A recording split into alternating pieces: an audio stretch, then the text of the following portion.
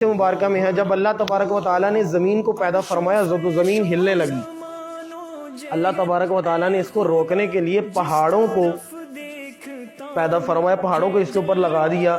جیسے کیل نہیں لگاتے کسی چیز کو ٹھوکنے کے لیے، اس کو روکنے کے لیے، اللہ تبارک و تعالیٰ نے پہاڑوں کو اس کو روکنے کے لیے پیدا فرمایا.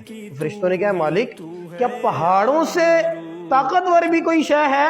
تو اللہ تبارک و تعالیٰ نے کہا ہاں ہے، پہاڑوں سے طاقتور لوہا ہے کہ لوہا پہاڑوں کو بھی کاٹ دیتا ہے.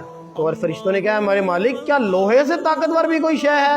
تو اللہ تبارک و تعالیٰ نے ارشاد فرمایا ہاں لوہے سے طاقتور بھی شے ہے، اور وہ آگ ہے کہ آگ لوہے کو بھی جلا دیتی ہے.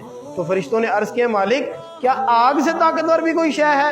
تو اللہ تبارک و تعالیٰ نے ارشاد فرمایا آگ سے طاقتور بھی شے ہے، اور وہ پانی ہے کہ پانی آگ کو بھی بجھا دیتا ہے.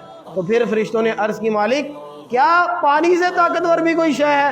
تو اللہ تبارک و تعالیٰ نے ارشاد فرمایا پانی سے طاقتور بھی شے ہے کہ بندہ مومن اپنے ایک ہاتھ سے صدقہ کرے اور دوسرے ہاتھ کو خبر نہ ہو، یہ سب سے زیادہ طاقتور چیز ہے.